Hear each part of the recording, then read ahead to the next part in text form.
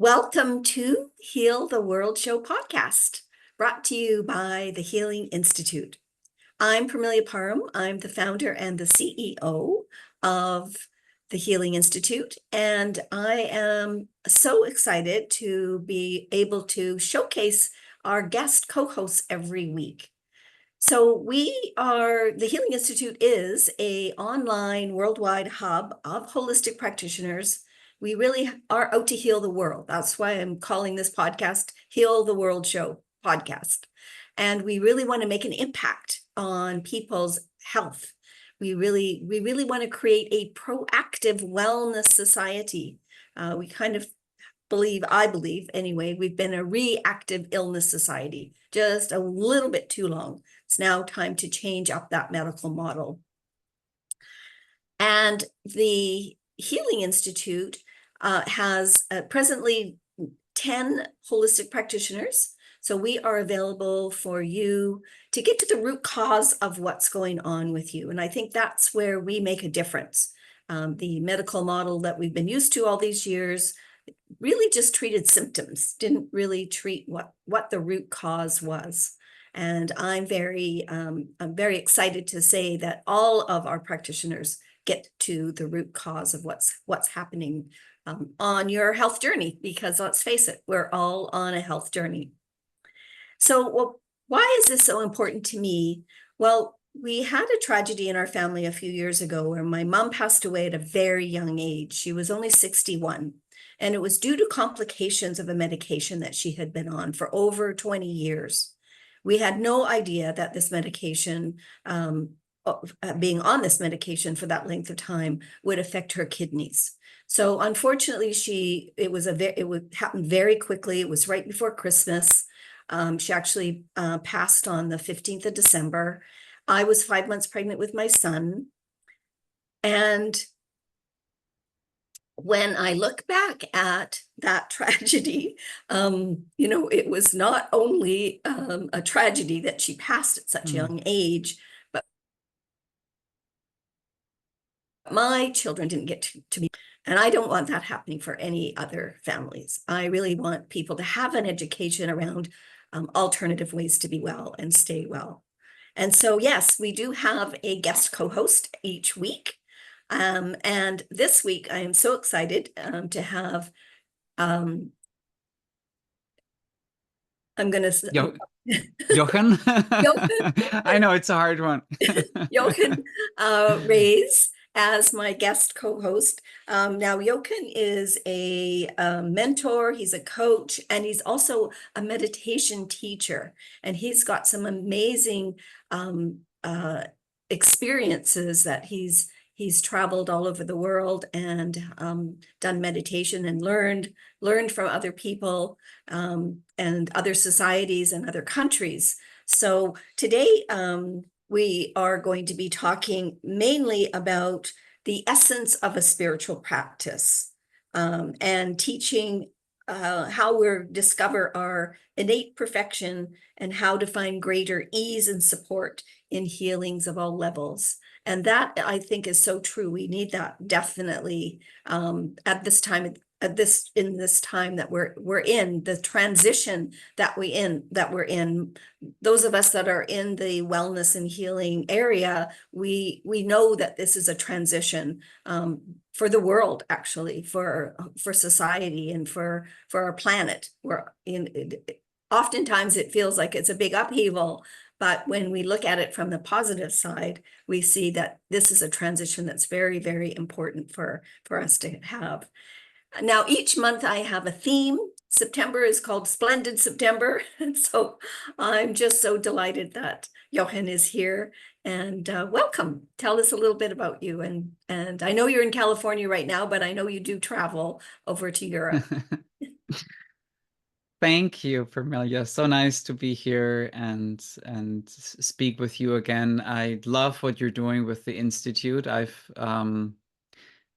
grew up in a very, conventional kind of society in a small town or village, I guess you'd call it in Germany.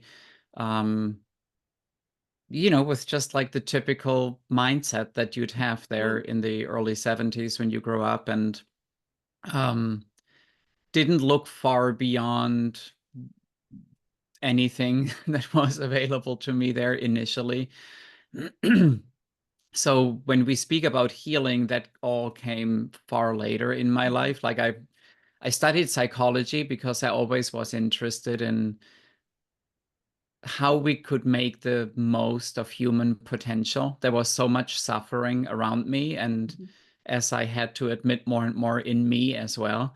So I studied psychology to find answers to that, and then looked to organizations, making organizations a better place, so that people would suffer less and have more of like an environment of joy and fulfillment, and then they would need less help with their psychology. And it was a bit naive. I thought, as a 25-year-old, I'll just go in there and help everybody be a good human being, basically. And as many people probably in our 20s, we're very optimistic and think we'll change the world. And after a few years of doing this, I realized that even though we had some success with that, and I felt some level of fulfillment and more at ease within myself, there were some tools that were definitely missing for me. Like I felt there was something deeper happening for me and for many people around me, and I couldn't quite grasp what that was. And no matter where I turned, like I had a coach, I had a therapist, I did some, qigong and yoga, and I couldn't quite find it. So fortunately, my today wife was at the same point in her career as a clinical psychologist, and so we decided to travel the world, as you say, and really look for other cultures. Like, what are other cultures doing to pursue fulfillment, happiness, and just a deeper sense of fulfillment that doesn't depend on constantly making more money, having a better job, deepening our career, all this stuff that I was trying to do to hopefully arrive at a place when I can just relax, just be at peace, and have a sense of, okay, I'm done. It's fine now. I can give myself permission to rest. And so as we were looking in all the different cultures, we could see that there many people across the cultures, like in the Middle East, in Asia, people were still also looking for that. It wasn't just like a German thing that we didn't know what to do with this or a kind North of thing. American thing. Or North, right. I hadn't been to North America at the time, but I could, yeah, but I could just sense this is more of a universal thing. So when we arrived in India, we thought it wouldn't help us to conduct 50 more interviews with people. We really needed to find practices that we resonated with, Right. that would bring us in touch with something deeper, you could say, that we hadn't found so far. So we went to ashrams, to monasteries. We saw teachers, like Indian teachers, Western teachers, Tibetan teachers. We went to like wherever we could go. We had all our time. So we went on intensives. I practiced many hours of meditation and different kinds of meditations, and so many incidents and stories and anecdotes. But ultimately, what I came to see is a lot of these practices, the basic assumption I had used for them was a similar one that I had used for all the other things I had done in life. I need to do more. I'm not good enough. I need to have more of these, like, I don't know, wonderful states in order to ever have a chance to be a better human being and all of that. And then once I And become that, I can rest.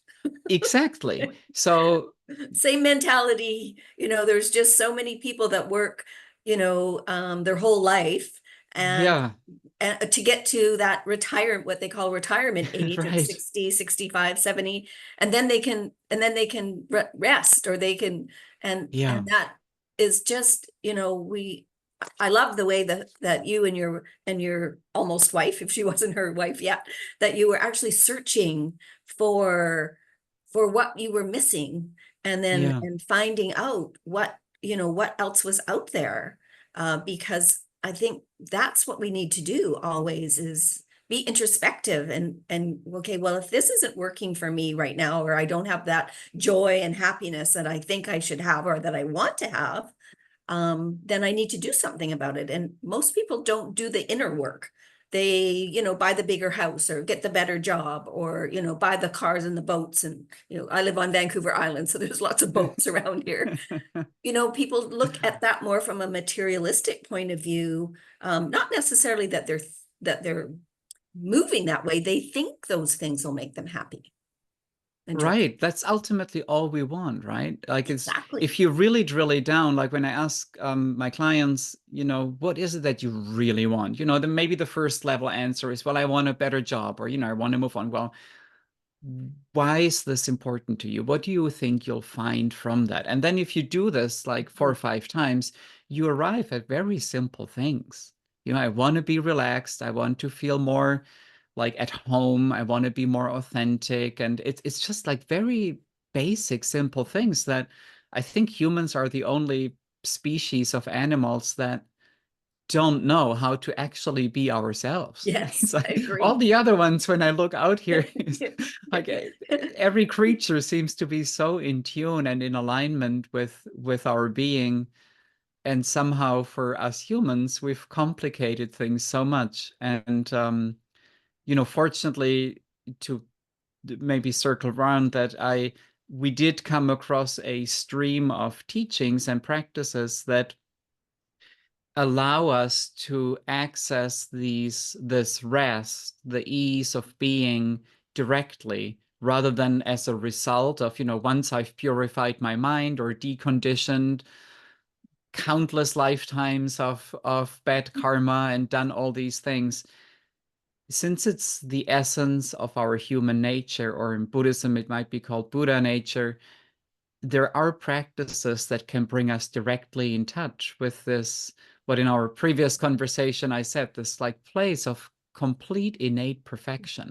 Mhm. And where we can find like an inner refuge, you could say, so that in this incredibly fast-paced world where we have ambitions, we pursue things, we want to do things. I don't want to just sit in a cave and meditate, but I want to do the things in a world from this place of contentment and ease and openness, and yeah, so that I'm not like chasing after that carrot constantly, but Yeah. I can embody what I want to see in the world at the And also end. then be at service, Yeah, totally. because that's certainly, the Healing Institute was created because I wanted to make I want us as a human race to make a better impact in the world Mm-hmm. around our health. And so just doing it myself, I've been a very healthy person all my life because I've worked at that and made sure that I incorporated the good food that I wanted to eat, and also incorporated holistic ways to be well. But just to keep it to myself is not, that's Yeah. great. I'm sure my family appreciate the fact that I'm still healthy, but I do think then it becomes a bigger cause. Yeah. Then you're looking, then once you've got that, feel that peace and that joy, then you're like, okay, now I can give what I have in my heart. I can start to share this with other people. So yeah, I truly understand what you're saying. That's beautiful. And now, for people who are popping on to say hello, and I'm going to not pronounce it correctly. Is it the Dzogchen teachings? That's what you're Dzogchen. Uh-huh. Dzogchen. Dzogchen. Yes. And we have a link here that if you very generously, you're offering a free course, and the Dzogchen community is available. Now, was that part of the teachings that you were mentioning earlier? Yes, exactly. Yes. So there are practices all over I think they're actually all over the world. They're just presented in different ways. Like today, with what I see today, I can see the essence of this even in Christianity, which I've grown up in, but didn't understand because it hadn't been taught that way to me Right. at the time. But I found Dzogchen to be a particularly clear presentation of this wisdom stream that runs through humanity and has been for eons. In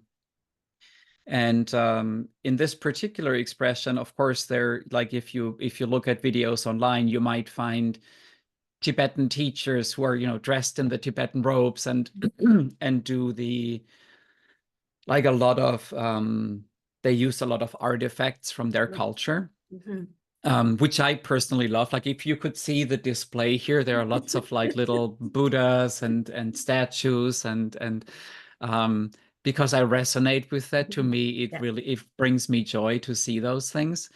And I love their energy and the tradition they hold. And at the same time, when we traveled, we were not only looking for our own sake, and as you very beautifully spoke, we also wanted to find something that we could share with the people we care about and with the world at large. And so what's really beautiful about the Dzogchen teachings is that they really lend themselves for that. They can be easily presented in a secular context, and they make sense also for people who have other traditions or religions.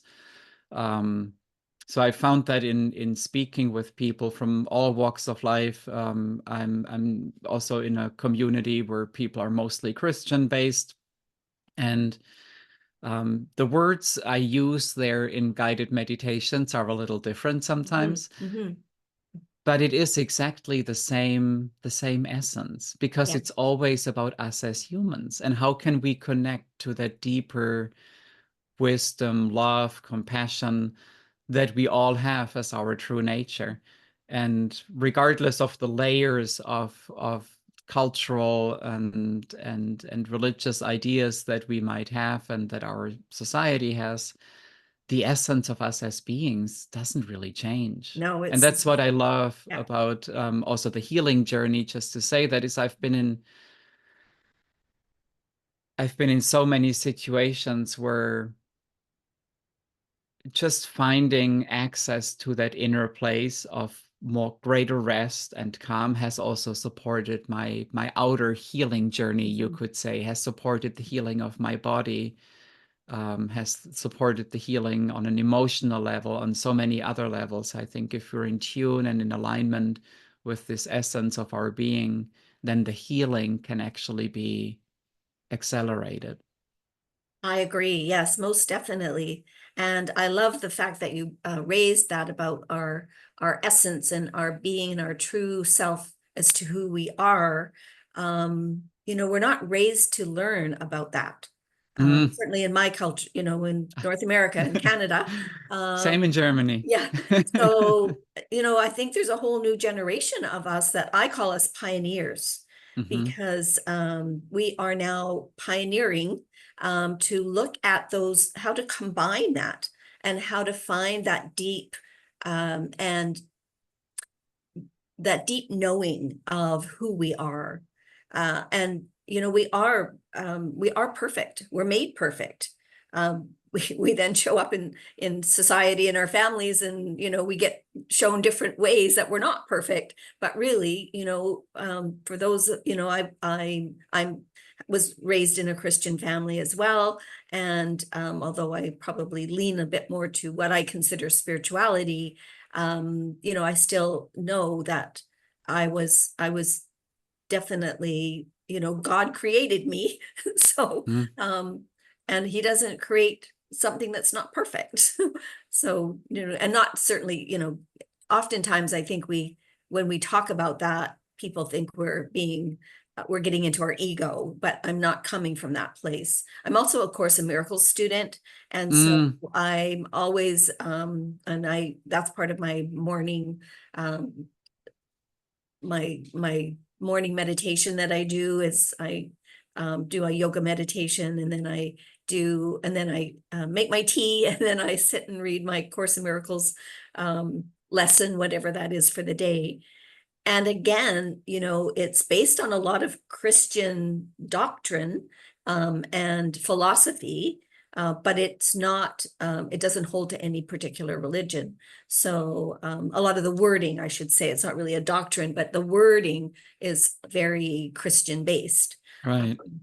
And I've learned so much in the last 10 years that I've been studying with the Course in Miracles, that yes, we are perfect. Like we are, that's how we're made. And then we have the opportunities to be human, which is fine. This is always very good to learn, because what we're learning is then how to relate to other people, and how to bring that, how to bring our whole self as to who we are into being, and also into service, which is, one of my major things that I believe in, that we need to be looking at how we can serve others and serve the rest of the world with our gifts, with our human gifts, our human beings that we bring into the world. I love that. And I think it's exactly that piece that I feel also personally most excited about, in both for myself and in the work with people, is not just how to access that place of, or that recognition of our innate perfection and find rest and ease there, but how can we integrate that? How can we communicate from that space? How can we run companies from this place? Yes. Like be in government positions from this place? So I think sometimes it just feels like the world is so hopeless, that I'd rather sit in some ashram or cave or monastery, but there's the same things going on there. I've been there, and I've seen the politics and spiritual organizations, and there is really no escape of that part of our like way of communicating and interacting with each other. And when I was just by myself, just sitting in a cave, then my mind did all those things. So there really is no escape from it. And the way to really come to a greater healing for me is by bringing this recognition, this understanding of our innate perfection in a very real and down-to-earth way into our lived experience, and make that a real reality. So where I'm not avoiding conflict. If there is conflict, I'm not saying, oh, everything is perfect, I don't care. We do what we can to make the world a better place, to harmonize relationships. But instead of doing that by beating ourselves up or by blaming each other, we can do it by drawing on those wisdom and compassion qualities that we all have within ourselves. Yes. And in that way, every step of the way, we live the deepest truth of our spiritual practice and embed it into everything as our expression. So I really love how you put that for your own journey, and what you're really passionate about with the Institute. Really beautiful. Well, and I really appreciate that. You and I have the same philosophy, so we can have this conversation around how we want to step into our roles in the world, and be here for healing. You have a healing practice, I have a healing practice, and we really do want to help our clients see that, and have our clients be healthier in all ways. And it's very true. I couldn't just sit in a cave and meditate. I'd be very bored. And as well, one of my kind of ahas as I was growing up, I was very involved with in Canada, we have what's called the United Church. So I was raised in the United Church. I was a Sunday school teacher. I was a superintendent of this one area in the Sunday school. And so I was very involved. And I was quite young. I was like 16, Mm, 17. And then when I was like, found out about the politics that go on in these churches, I'm like, what? Are we not all supposed to be just loving each other? So yeah. what you were said earlier is so true. We'll find these politics and whatever we want to call them, wherever we go. I look at it as a lesson to learn. Right. Beautiful. And when I want people to, there's always going to be people that you don't resonate with, Hmm. but they come into our lives for a reason. And that I truly did some studying many years ago when I found my very first energy teacher, what I call her my energy teacher, and I studied under her for 8 years. I was like, finally had the language. I always had an intuition about how, we wanted to how I wanted to live my life, but I didn't have the language around energy and vibration Hmm. and why do I attract these certain situations in my life? So Hmm. stepping out of the blame game and going, they're here to teach me something. I attracted them for this reason. That was a huge aha for me, was realizing I was responsible. So taking on that responsibility and going, okay, well, if this person is showing up in my life and it's not fun, they're showing up for a reason. So I need to be aware of what that might be, or think a little bit more consciously about why that person is showing up. Yeah. Right. And it's a much more empowering perspective on life, because then you can do something about Yes, you can it, do something. Yeah. When you take the responsibility, then it's up to you to actually make some changes. Exactly. You can't tell, Yeah. you can't put that on anybody else. Well, you can try, but nothing will Right. change in the way that you'd like Yes. it to. Well, yeah, exactly. Yeah, you have the capability of doing that. Well, this has just been a delightful conversation. I know we're getting to the end of our 30 minutes here. And I just want people to know, I put in the chat, and I'll make sure I put these in the show notes, how to get in touch with you, Mhm. and your Darshan teachings, and that link that people can connect with you and Beautiful. let you know. So one question I have for you: when you have the clients that you work with, our audience often likes to know, what would be the results and the outcomes if someone was to connect with you and work with you? Yeah, so for this work that we've mostly spoken about today, what I found personally, maybe that people can extrapolate from that, is um, a deep, abiding inner peace, Mhm. regardless of my inner and outer circumstances. Like, I've gone through grieving circumstances, I've gone through loss, I've gone through so much with my health and with other things, but to have a steadiness of our being that is unshakable, regardless of all these other things that keep happening in life.